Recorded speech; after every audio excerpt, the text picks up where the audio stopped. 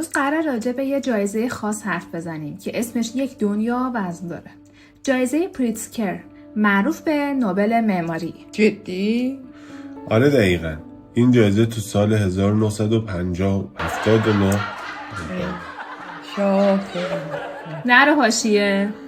توسط یه خانواده خیلی باحال و ثروتمند به اسم پریتزکر از شیکاگو پایگذاری شد.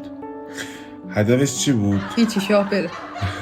نره حاشیه. تجدید از معمارایی که با خلاقیت، تعهد و هنرشون زندگی مردم و سیارمون رو بهتر. خانواده همونی که هتل‌های زنجیره هیات رو دارن. سوای تجارت اونا همیشه دنبال حمایت از آموزش و مسائل پزشکی و فرهنگ و هنر بودن. جی ای پریتزکر به همراه همسر سیندی این جایزه رو انداختن تا معماری رو بیارن وسط توجه جهان. این جایزه هر سال به یه معمار زنده داده میشه. مرده نمیشه؟ نه، حتما باید زنده باشه و در قید حیات باشه. جایزه‌ای که باهاش یه مدال برنز مخصوص و $100,000 نقد هم جایزه میگیره. خیلی‌ها میگن اگه یه معمار این جایزه پریتزکر رو برده باشه دیگه ته داستانه. حالا میگم بریم سراغ برنده‌های 10 سال اخیر. آثار شاخصشون چیا بوده؟ نظرم در موردش یکم صحبت کنیم. سال 2022 فرانسیس کره از بورکینافاسو. آثار معروفش مدرسه ابتدایی گاندو، سرکنسولگری بورکینافاسو تو برلین، مرکز معماری زمین در مپتیمالی. سبک کارش هم طراحی با مسائل بومی مثل خاک و چوب و اینا بوده. لاکاتون و ژان فیلیپ واستل از فرانسه که یعنی معروف ترین اثرهاشون مدرسه معماری نانت، پروژه مسکونی تاربویز لد پتره در پاریس، مرکز هنری پالایس د توکیو. اون یه متخصصی بوده که بیشتر نوسازی میکرده بدون تخریب، به جای تخریب همیشه تقویت میکرده بناها رو. سال 2020 هم ایون فارل رو میبینم و شلی مکنامارا از ایرلند. آثاری که دارن ساختمان گرافتون دانشگاه بوکونی دانشگاه لیمریک. اوناشون بیشتر از نظم و نور طبیعی و احترام به بافت شهریه.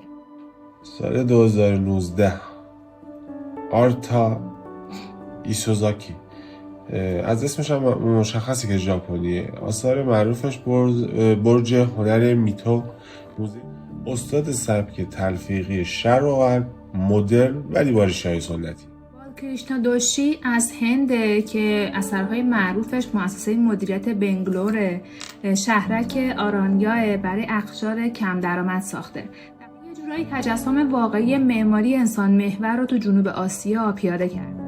توی 2017 معماران اسپانیا که اعضاشون رافائل و کارمه و رامون، اثر معروفشون هم میشه به کتابخونه سنت آنتونی بارسلونا و بیشتر سبک کاراشون هم طبیعت و نور رو تو دل معماری میاد.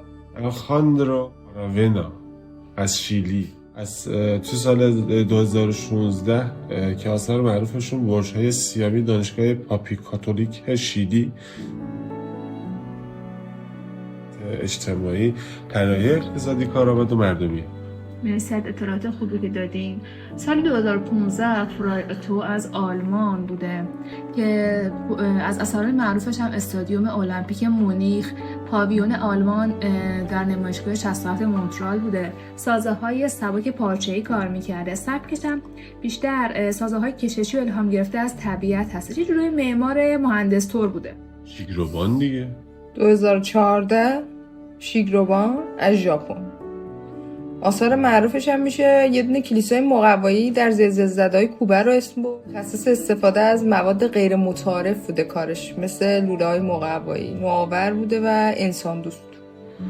تویا ایتو از ژاپن، کتابخانه سندای، برج باد در یوکوهاما، سالن کنسرت مدیاتک.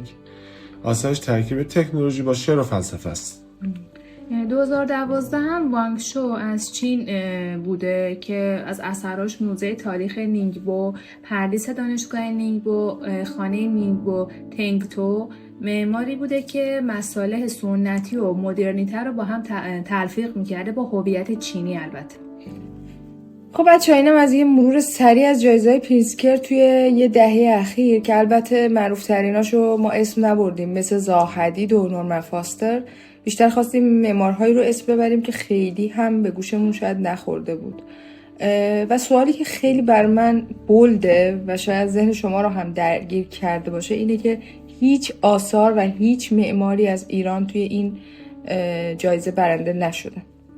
ولی الان نوبت شماست. دوست دارم بدونم اگه شما بودین و میخواستین یکی از این بناها رو از نزدیک ببینین، انتخابتون کدوم بود و چرا؟